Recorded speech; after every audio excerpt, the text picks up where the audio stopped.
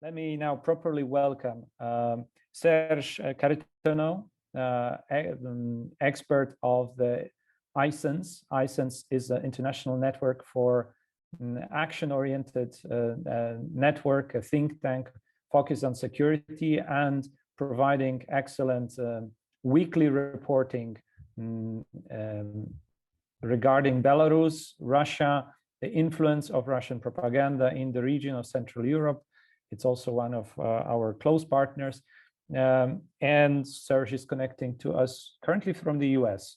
And Joerg Forbrig, Dr. Joerg Forbrig, director of the Central Europe program at the German Marshall Fund of the United States, connecting from Berlin.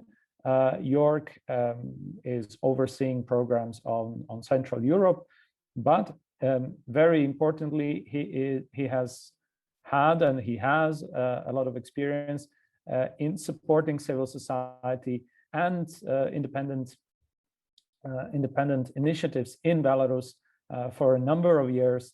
And you can see a lot, you can read a lot of his commentaries, including the recent one from, I believe, yesterday on Politico regarding what needs to be done, what has to be done, and what in part has been done by the European Union. But we'll discuss all of that if that is enough. Of course, today's meeting is focused on the hijacking of the Ryanair flight over the territory of Belarus that, according to the best knowledge that we have, has been a fake report of a bomb, and it was a trick from the regime, from the military junta that currently is in Minsk, taking hostage a plane, Poland registered, Irish company, definitely a EU case, and diverting it to Moscow, to Minsk, in order to capture prominent journalists of the new type of media, social media, Roman Protasevich, currently residing in jail, and that we are also monitoring his situation as closely as possible. However, not so much is known. Serge, let me begin with you and ask you this question. We are, and this is, I think, important to remind everyone, we are in the 10th month of the protest or the resistance against crooked elections, unlawful announcement of the former president Lukashenko that he won elections that has not been confirmed by anyone on the ground, really. And what is the state of Belarusian society and the condition of the protests that we have seen sparked last summer? Thank you, Wojciech. It's a great pleasure to be here with you and distinguished guests and speakers. I would say that the situation that we are observing now is very similar to what your country, Poland, experienced in times of martial law, and Belarus has de facto implemented martial law in its territory by illegal and illegitimate orders of the former president Alexander Lukashenko. So Belarus has removed all opportunities for peaceful protests and peaceful expression of political views by its citizens, although there are still marches happening in various areas of Minsk. There are so-called partisan marches, there are so-called partisan actions when people organize protests in remote areas, and they are forced to organize them in forests, in residential areas, and since recently, even photographs of people with national symbols are considered as illegal protests and illegal rallies. So Belarus has de facto established a martial law, which automatically means that we should not expect the same marches as we observed since August 2020. It would be ridiculous to expect that the people would walk out into the streets of Minsk and other major cities, as well as small cities. It was a very important thing during the protests that people were protesting despite of what their political affiliation was, what their economical status was, which class, if we can say so, they belonged to, whether they were workers or intelligentsia, whether they lived in small villages or in the capital of Belarus, in the city of Minsk. So I would say that the protest moods did not go anywhere. They're now being underneath the ice, but it's obvious that Lukashenko remains in a surrounded castle, as he probably imagined his rule for many years. But now he has his bureaucracy and he has the state security around him. There is no major support, unlike it was in the previous 26 years. Although there was no sociology, there were no fair elections, there was still a consensus that Lukashenko still had somewhat internal legitimacy. Since August 2020, he does not have neither internal nor external legitimacy in the eyes of both citizens of Belarus and international community. So I would say the protests continue, but they moved into new forms. As you probably remember from the times of your youth, or Serge, from your parents, the Polish people were protesting against the communism in the 80s, but the forms of protests were different from street marches. At some point, it just becomes useless and of no point to walk into the street and face a gunshot in the face, as it happened to certain individuals in Belarus. Belarus still remains a country where the repressions continue. There are still new criminal processes against civil activists, against journalists, against human rights lawyers.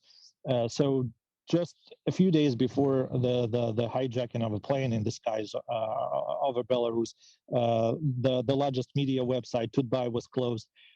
So what we're seeing is a continuous stalemate, of which we spoke about, I sense, in November 2020. And the further this situation continues, the more options for radicalizations it provides to both sides, unfortunately. Although the protesters and the pro-democratic community is still attached to idea of peaceful transformation, the regime is clearly not starting any talks, not engaging into any dialogue, and they want to behead the protest by brutal force. The people do not agree to this, and it would be stupid to expect that 7-8 million people who spoke out against Lukashenko openly, again, for the first time since Lukashenko became president in a absolutely democratic elections in 1994. So for the first time in his career, he faced judgment from what was his core electorate. And Belarus is definitely not a country as was before. The protests are still continuing. The national movement still continues to push the regime and increase the pressure through foreign partners and through its action inside the country. The only issue is that the people who fight against dictatorship with flowers on their hats are not in equal position with the people who have guns and Vladimir Putin's support. So in order to, I will finish it. It's just like 30 seconds. So in order to achieve certain victories on the behalf of the pro-democratic movement and to push Lukashenko into talks, there has to be very decisive action from the side of the European Union and foremost the United States. Thanks, Serge, for this account for where we are in the context of the whole process that we see has started as it started. Well, at least the chapter of this process has started last year.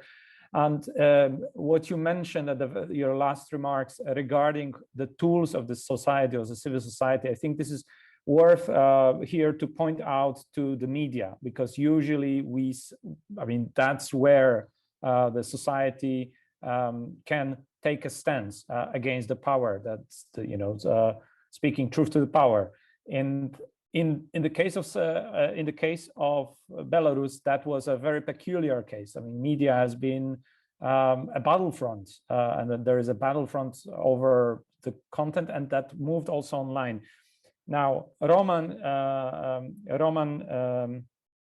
Protasevich, who is currently in custody of Lukashenko and the security, his security apparatus, he's in arrest, he's in prison, he's facing, most likely he's been beaten up, what we've seen on the video. And what's his condition? How much do you believe he's in danger? And very shortly, how much does it tell about the state of the media, and what are the media in Belarus? I mean, lots of questions, and I would really ask you also to be very brief on that, and we definitely will pick up. So just your highlights, if you may. Right. So the situation with media was one of the worst in the world, and it definitely was the worst in Europe long before August 2020. There were literally no print media published by non-governmental bodies. I mean, media that covered politics. So there were less than 10 newspapers for a very long time. There was no television operating in official capacity in the territory of Belarus, which was non-governmental. So the government, and in particular Alexander Lukashenko, as a sort of oligarch, has privatized all the television channels and all the radio stations. So the web remained the last battlefield and the last area where there was still certain area of freedom for media. I would say that with the crackdown on Tudbai, Lukashenko's regime is telling that the websites will become the next area that they plan to completely burn down. So I would assume that in the next few months we will notice new cases of media being shut down. Just after August 2020, there's been 50 websites blocked inside Belarus on political reasons. These would follow, and the case of Tudbai is just the most outrageous case, but there's still, I would say, 20-25 majors that can follow this destiny. As regards your question about Roman and the video from custody, I would say the video of Roman telling things should be treated as a video of any person of foreign army captured and held by captors. So he's not in jail. He's not captured by a legitimate police force.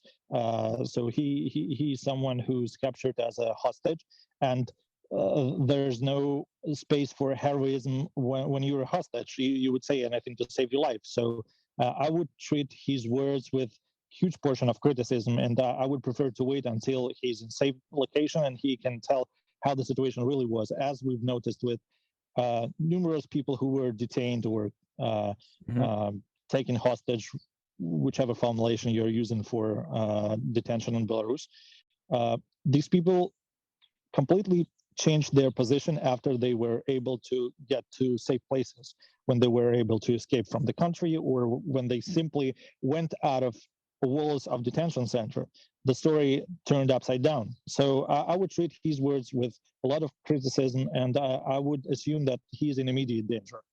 And I think that's pretty much all I can say about his status, not just because what we've seen is outrageous and violates international laws, but also because not according to my personal opinion, but according to a wide range of international human rights groups, the judiciary system and the police system in Belarus has ceased to exercise its charter functions.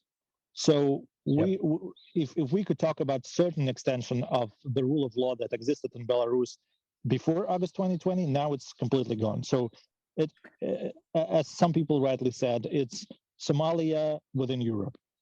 Okay, on this strong note, we will pause here with your responses. Serge, we definitely will come back in a Q&A session when we will turn off the recording also.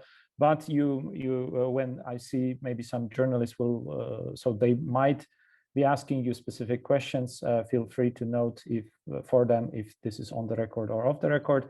Now, Joerg, turning to you, and also on the notes that Serge finished, we're facing with an illegitimate regime. You wrote of terrorist Lukashenko. He is terrorizing both his own citizens, or citizens of Belarus, and he is terrorizing Europe, as we've just seen with the recent acts. How do you read?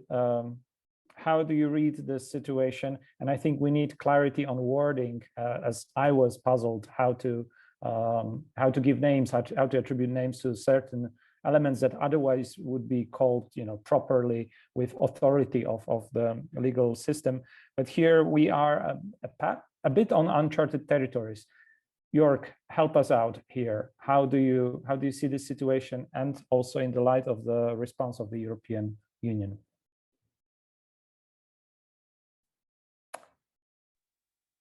Well, thanks a lot, Wojtek, and my pleasure to be with all of you here at Visegrad Insight. That's again, Wojtek, several questions in one. So let me try to sort of go through them one by one. The first thing I would say is that, and that's something that's bugged me since basically since last year, since the events in Belarus began to unfold, is that the language that we often use is inappropriate. For some reason, we still use a very soft language for the events that have unfolded in the country. We're talking about human rights abuses. Now, in the face of what's happened, and you're all familiar with the numbers and the extent of the repressions that we've seen for the last year, I find this an utterly inappropriate vocabulary. What's happened is a war that the Lukashenko regime has launched against its own people. It's a state terrorism that's played out domestically until last Sunday. It's a junta-style approach to treating society, as far as I'm concerned. And I think that in the language that we have used, we basically fail to sort of portray the drama that's been playing out in Belarus. So when it comes to simply language and semantics, I think we need to escalate. And that was part of the reason why I also titled my own piece on what happened on Sunday, Alexander Lukashenko, International Terrorist. Because I think that we need to find stronger language to transmit what is happening in Belarus. I know that many Belarusians have tried to do that also from their end. Some of you may remember that there were descriptions of what's happening in Belarus as genocide. There were references made to Auschwitz. I mean, this is obviously where it all gets very far. So we still also need to be careful with that linguistic escalation, as it were. But I do think that we need to upgrade that, because more often than not, our language is way too dry and technical and even abstract. Obviously, we also need to fill this with substance. We need to sort of abide by certain definitions, as it were. But I do think that describing what the regime has done domestically and now also internationally as terror is fully appropriate. What has happened, I think, or what has changed on Sunday is that terror has basically taken to an international stage. For the last year or so, it's played out purely inside of Belarus, and it's had the effect that Serge described.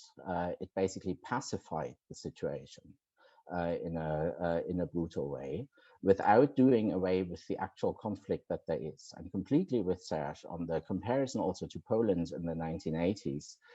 This is a very comparable situation. What that description or that historical parallel also tells us is a number of additional things. One is that a lot of the changes that we all hope will happen in Belarus at some stage rests with the external sponsor. The 1980s and the Soviet Union, those parallels are very similar today with the role that Russia plays in the entire situation. I think what it also tells us is that we will see Belarus impoverish. I think the next challenge for the entire country will be an economic one. this country is basically impoverishing materially. I'm also somewhat hopeful that this may provide new impulses for the protest movement. But I think that's where that's I think the historical sort of parallels that we should use, coupled with a much stronger language than we have so far, because we do need to transmit this drama, this disaster, this humanitarian also crisis to audiences in the West, for whom Belarus is a very faraway place. Many were captured with the scenes of last summer, the protests, the very happy images that we saw. But in order to keep the attention on it, I think we need to find better ways of transmitting developments as they're going on. And last Sunday, in a very unfortunate way, especially for Roman Protasevich, Alexander Lukashenko has helped us in doing this.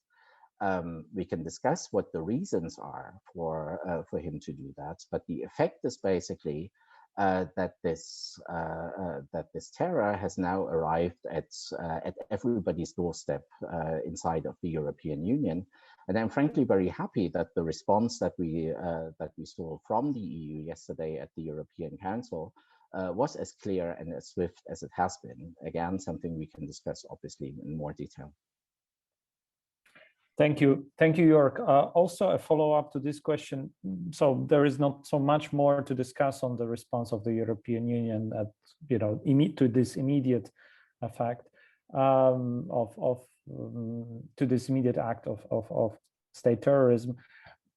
However, the questions arises, and it gets more complex if we look now ahead to what is now announced as 16th of June meeting between Biden and Putin. White House early on today announced that it will stand and coordinate with the European Union on the positions towards Belarus. Don't you think that this also complicates the agenda of the meeting between Putin and Biden? Thanks. Perhaps before I do that, let me spare a word on the EU sanctions. Okay. Because I do believe that they are worth looking at more closely. First of all, I think there is a very clear set of measures that's been announced. At the same time, most of these still need to be filled with life. It is not yet clear what the extension of the individual sanctions are to look like in extent, especially in numbers. It is not clear what for me, most important or most interesting point in the Council conclusions will look like. That's economic sanctions. Until now, these were basically off the table. If you talk to anybody in the last couple of months who was involved in the preparations of the fourth sanctions package, it was pretty clear that economic sanctions were off the table. And one of the countries that sort of was most fervent about the exclusion of that option was my own, Germany. That was a no-go area, basically. So I will be very, very curious to see how some of these measures will actually look like in reality. I personally hope that especially the economic sanctions will parallel those that the US will basically be reintroducing. I'd also probably say that some of the measures in that package are a very double-sided sword. If you take the exclusion of Belavia, basically, from the European airspace, what this also does is that it removes one of the remaining channels for Belarusian Democrats who are under pressure in their country to leave the country. So not in all cases are these straightforward and only positive news, but there are some downsides to this. But here again, I think it remains to be seen how some of these measures will actually be implemented now that there is a relatively clear set of declarations by the European Union. Now, when it comes to the Putin-Biden meeting, I would probably be careful to assume that this meeting will absolutely take place. imagine the following. In the next couple of weeks, next 2 or 3 weeks, we find out about the identities of the 4 people who deboarded the plane in Minsk, 1 Russian citizen, 3 Russian citizens, and 1 Belarusian citizen. It becomes clear from the identities that these are Russian operatives that were involved in the downing of the airliner on Sunday. Do we really think that that President Biden easily meets with President Putin against the background of such an act? I think there is still something to happen in the days until then, and that meeting may well not take place against this background. Yes, thank you, Joerg. Again, these are introductory remarks, and we'll take it now to the Q&A session.